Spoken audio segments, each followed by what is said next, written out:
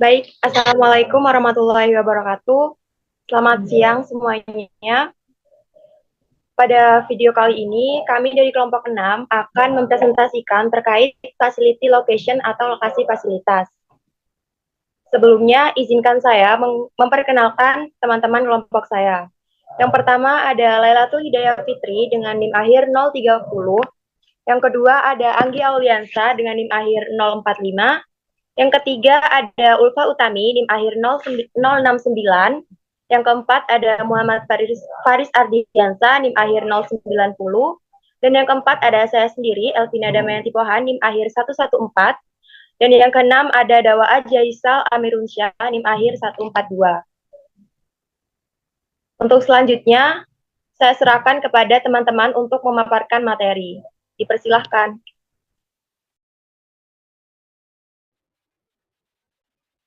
Lokasi fasilitas. Lokasi fasilitas adalah tempat di mana orang, bahan, uang, mesin, dan peralatan, dan lain-lain disatukan untuk membuat produk. Pemilihan lokasi untuk unit manufaktur merupakan aspek penting bagi keberhasilan suatu perusahaan dan membutuhkan analisis yang menyeluruh. Fasilitas harus ditempatkan di lingkungan bisnis untuk memuaskan klien dengan fungsi objektif, membutuhkan tempat dan transportasi minimum sehingga meminimalkan biaya dan memaksimalkan keuntungan. Jadi ini adalah pengambilan keputusan tingkat strategis yang penting bagi suatu organisasi. Next. Aspek lokasi fasilitas. Masalah lokasi fasilitas harus diselesaikan berdasarkan aspek-aspek berikut. Yang pertama adalah lingkungan. Kendala tertentu terkait lingkungan dapat muncul seperti dimensi waktu dalam lingkungan dan masalah yang terkait dengan probabilitas parameter lingkungan. Yang kedua ada fasilitas. Kendala yang mungkin terkait dengan kapasitas fasilitas yaitu harga, klien, dan biaya yang terlibat dalam menemukan fasilitas dengan radius jangkauan klien. Yang ketiga, klien. Batasan yang mungkin adalah bahwa setiap klien mungkin memiliki beberapa permintaan dan fasilitas harus memenuhi permintaan tersebut dengan biaya seminimal mungkin. Yang keempat, ada fungsi objektif. Aspek lokasi yang harus diperhatikan yaitu jenis fasilitas yang dibutuhkan di lokasi, ketersediaan, kemudahan dan biaya di lokasi, kapasitas atau ukuran setiap aspek dalam fasilitas, dan tata letak untuk aliran material yang lancar termasuk proses, informasi, dan tenaga kerja. Kemudian ada kemungkinan kesalahan aspek lokasi fasilitas. Yang pertama adalah jenis fasilitas yang dibutuhkan di lokasi. Yang kedua, ketersediaan, kemudahan, dan biaya di lokasi. Yang ketiga, kapasitas atau ukuran setiap aspek dalam fasilitas. Yang keempat, tata letaknya untuk aliran material yang lancar termasuk pekerjaan dalam proses, informasi, dan tenaga kerja. Next.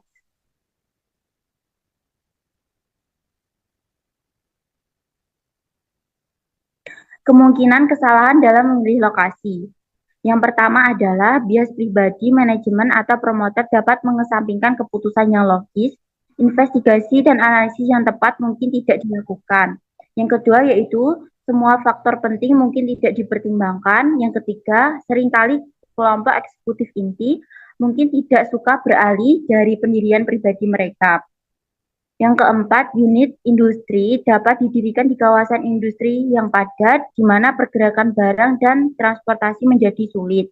Yang terakhir, pemilihan lokasi di sekitar daerah tertinggal, di mana para eksekutif kunci berada di daerah tersebut, dan teknologi serta manajemen tidak suka bergerak. Next.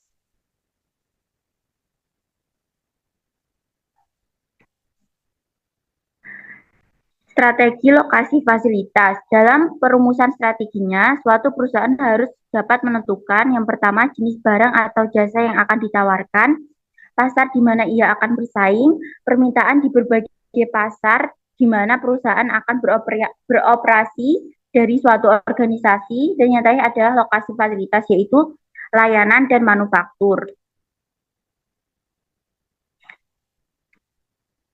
Kemudian ada faktor-faktor yang mempengaruhi lokasi fasilitas. Yang pertama adalah kedekatan dengan pelanggan. Lokasi dipilih di dekat pelanggan karena tingkat biaya pengiriman barang atau jasa berkurang, dan dengan demikian kompetisi yang paling adalah cara yang paling terbaik. Kemudian ada iklim bisnis. Lokasi lebih cocok jika ada perusahaan serupa dalam beroperasi di wilayah tersebut. Kemudian ada kualitas tenaga kerja, tingkat pendidikan, keterampilan, dan pengalaman yang dibutuhkan tenaga kerja adalah hal lain faktor dalam menentukan lokasi fasilitas yang akan datang. Dalam layanan, kenyamanan pelanggan bergantung pada lokasi yang dapat mempengaruhi daya saing. Kemudian ada biaya, keputusan lokasi yang salah akan menimbulkan konsekuensi jangka panjang, misalnya pembelian aset real, konstruksi bangunan, dan komitmen finansial jangka panjang yang terlalu mahal. Kemudian efek tersembunyi. Bagian dari biaya lokasi yang buruk adalah biaya peluang yang tersembunyi. Pemilihan industri tertentu untuk bisnis harus dilakukan dengan memperhatikan kelangsungan bisnis jangka panjang.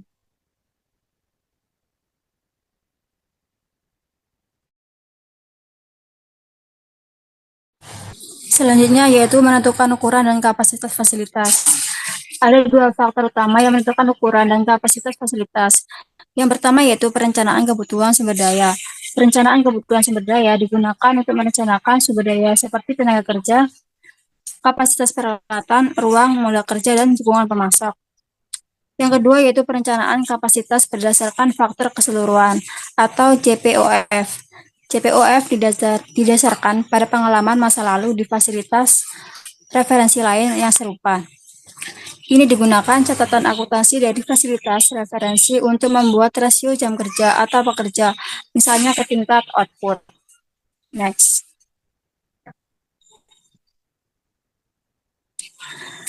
Selanjutnya yaitu persyaratan strategi lokasi untuk penunjang visi perusahaan. Strategi lokasi perusahaan harus selaras dengan strategi perusahaan secara keseluruhan. Faktor relatif dan pentingnya bervariasi dari produk ke produk dan perusahaan ke perusahaan. Berbagai faktor relatif telah dibahas di sini sebagai persyaratan perusahaan untuk memutuskan lokasi fasilitas. Oleh karena itu, jika sebuah perusahaan ingin menjadi pemimpin global dalam peralatan telekomunikasi. Selanjutnya yaitu ada 7 faktor yang diperlukan untuk lokasi, yaitu ukuran, lalu lintas, populasi, total biaya, infrastruktur, tenaga kerja, dan pemasok. Next. Kemudian ada perbandingan lokasi di daerah pedesaan, perkotaan, dan perkotaan. Nah, untuk perbandingan sendiri bisa dilihat di tabel. Next. Prosedur lokasi fasilitas. Yang pertama yaitu pilih lokasi internasional, yaitu negara untuk mendirikan fasilitas. Yang kedua, pilih wilayah geografis atau negara bagian di negara tersebut. Yang ketiga, pilih komunitas atau kelompok sosial yang dapat diterima di dalam wilayah tersebut. Yang keempat, pilih lokasi yang sesuai dalam komunitas tersebut. Dan yang terakhir yaitu menentukan kriteria lokasi dan pemilihan komunitas yang tepat. Selanjutnya yaitu kemudian hasil dalam proses pemilihan situs. Yang pertama, keseluruhan hasil laporan dapat ditelaah secara kritis untuk mengembangkan suatu faktor kunci lainnya. Yang kedua yaitu untuk lokasi yang paling cocok, pilih sektor industri yang paling relevan, dan tinjau hasil lengkap berdasarkan faktor biaya. Yang ketiga yaitu perbandingan biaya harus disesuaikan dengan operasi spesifik yang sedang dipertimbangkan. Lalu hasil perbandingan biaya digabungkan dengan faktor kunci lainnya, seperti kualitas ketersediaan pekerja serta akses ke pasar, yang diperlukan untuk membandingkan lokasi yang mengidentifikasi lokasi yang memberikan perpaduan terbaik antara biaya dan manfaat. Selanjutnya yaitu ada metode pemilihan lokasi. Ahli strategi lokasi sering membagi penilaian calon lokasi menjadi analisis makro dan analisis mikro.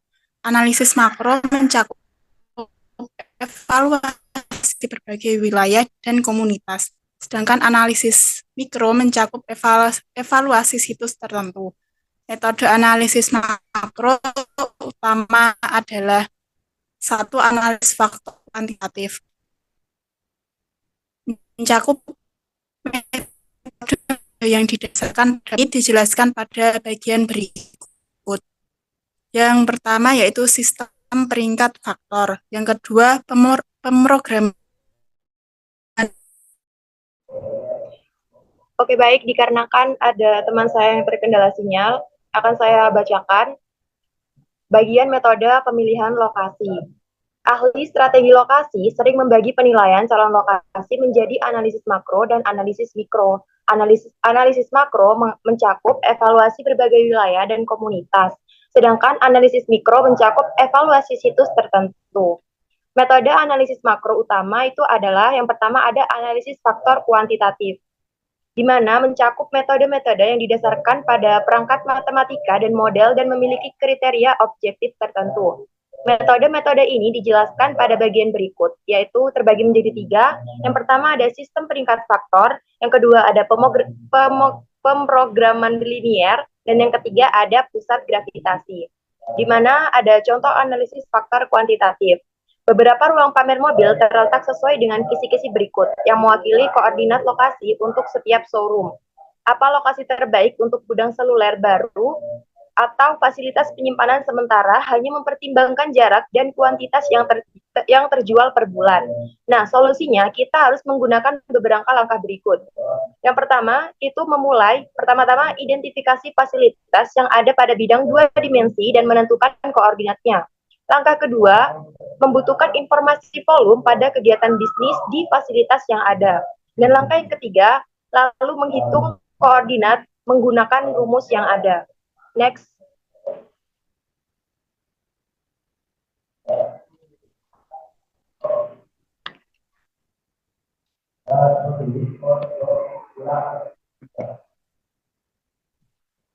Yang kedua ada analisis faktor kualitatif, di mana didasarkan pada pendapat, penilaian, dan pengalaman.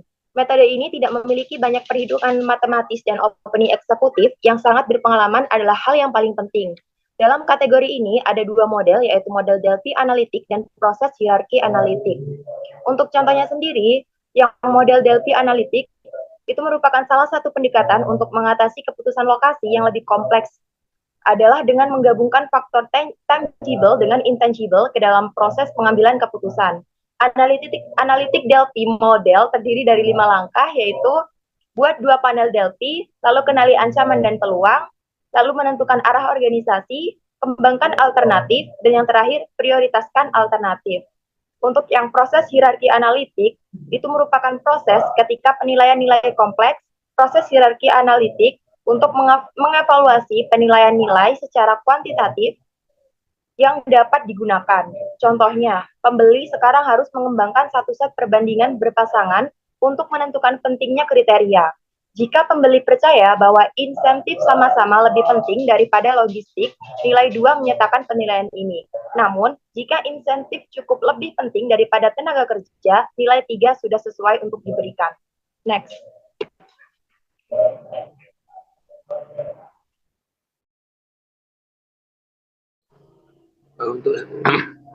Untuk selanjutnya, evaluasi lokasi pertimbangan retail. Sangat penting bagi suatu organisasi untuk mempertimbangkan keputusan lokasi yang lebih berorientasi pada pasar daripada berorientasi pada pasokan. Beberapa faktor untuk lokasi toko adalah yang pertama, sinergi. Misalnya menempatkan kios makanan di dalam dan di dekat kios taksi atau pusat perbelanjaan. Yang kedua, ketersediaan situs atau biaya konstruksi rel, stat dan bangunan. Kenyamanan, kepadatan lalu lintas pelanggan, kenyamanan masuk dan keluar dan kedekatan dengan transportasi umum. Yang ketiga, situs visabilitas, bagian depan jalan raya, rambu atau mungkin diatur, parkir mobil, nyaman dan aman. Yang keempat, faktor lain-lain, polisi dan proteksi kebakaran dengan dukungan perbankan. Yang kelima, kompetisi, jenis dan kedekatan toko yang bersaing atau juga rantai memiliki lebih banyak iklan. Lanjut. Metode penelitian titik. Yang pertama, metode penilaian titik digunakan untuk menentukan lokasi terbaik dari berbagai lokasi potensial. Ide dasar dalam metode ini adalah untuk mengidentifikasi tujuan, menemukan fasilitas, dan menetapkan titik sesuai dengan kepentingan relatif dari setiap tujuan. Kemudian, setiap bagian dievaluasi sehubungan dengan setiap tujuan dan bagian dengan skor total tertinggi dalam hal titik dianggap sebagai pilihan terbaik. Perbedaan antara metode penelitian faktor dan metode penelitian titik adalah bahwa ruang lingkup futuristik dan faktor tertentu juga diperhitungkan dalam metode penelitian titik, sedangkan dalam metode penelitian faktor hanya situasi faktor saat ini yang dipertimbangkan. Next. Ini contoh. Terdapat 3 lokasi yaitu X, Y, dan Z, bisa dilihat dalam tabel berikut. Next. Nah, dari data sebelumnya, itu sangat jelas bahwa pada faktor tertentu, satu lokasi lebih baik dari yang lain, dan pada faktor-faktor lain. Beberapa lokasi itu lebih baik dibandingkan faktor lokasi yang lain. Namun, secara keseluruhan, dengan mempertimbangkan semua faktor secara kolektif, lokasi B adalah yang paling cocok karena total semua poinnya lebih banyak daripada lokasi lainnya. Di mana terdapat 5 faktor lokasi teratas bagi perusahaan global, yaitu biaya, infrastruktur, tenaga kerja, karakteristik, pemerintah, dan isu politik, serta ekonomi. Yang kedua, fasilitas harus berlokasi di lingkungan bisnis yang dapat memuaskan klien dengan fungsi yang objektif. Dan yang ketiga, CPOF didasarkan pada pengalaman masa lalu di fasilitas referensi lain yang serupa. CPOF menggunakan catatan akuntansi dari fasilitas referensi untuk membuat rasio jam kerja atau pekerjaan, misalnya terhadap tingkat output. Yang keempat, memilih lokasi terbaik untuk operasi bisnis memerlukan pertimbangan yang cermat terhadap banyak faktor, mulai dari pajak, utilitas, tingkat upah, dan biaya properti, hingga pertimbangan yang lebih subjektif seperti kedekatan dengan pesaing, kualitas tenaga kerja lokal, dan estetika masyarakat. Dan yang terakhir, bagian awal dari pengembangan strategi lokasi adalah menentukan apa yang dibutuhkan perusahaan dari lokasinya. 3 alasan mengapa lokasi itu penting. Yang pertama, persaingan. Suatu persaingan yang dilakukan oleh seorang atau sekelompok orang tertentu agar memperoleh kemenangan atau hasil secara kompetitif. Kedua, biaya. Semua pengorbanan yang perlu dilakukan untuk suatu proses produksi yang dinyatakan dengan satuan uang menurut harga pasar yang berlaku, baik yang sudah terjadi maupun yang akan terjadi. Yang ketiga, efek tersembunyi. Dampak atau efek yang tidak langsung atau tidak terlihat secara langsung dari suatu keputusan atau tindakan bisnis. Efek tersembunyi ini dapat terjadi baik dalam jangka pendek maupun jangka panjang, dan bisa dimiliki dampak positif atau negatif pada perusahaan dalam lingkungannya.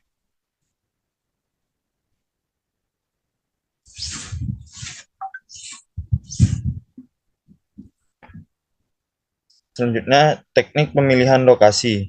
Yang pertama, sistem peringkat faktor.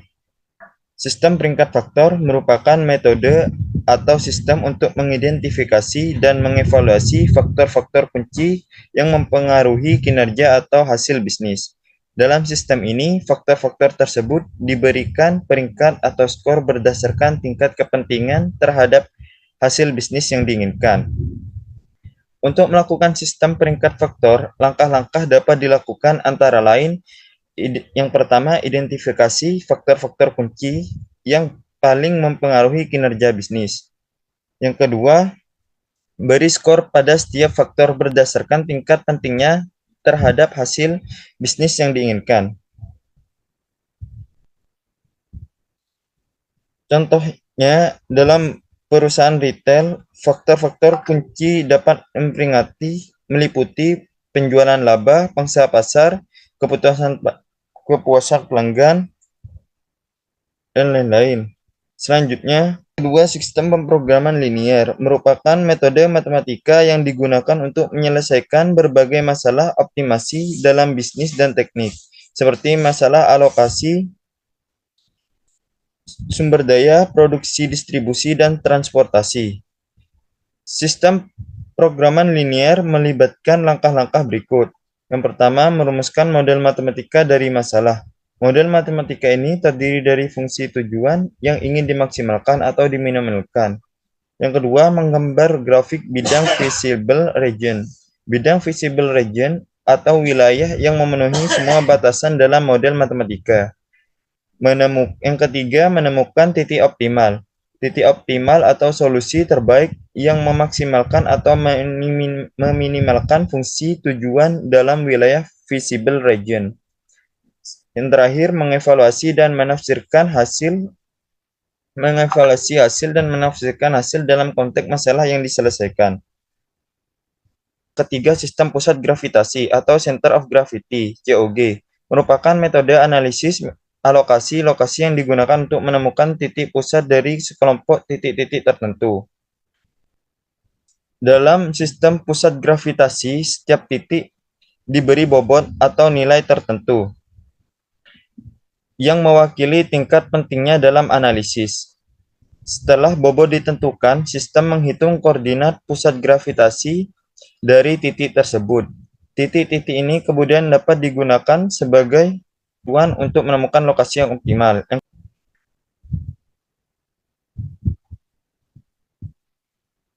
Mungkin cukup sekian pemaparan materi dari kelompok 6.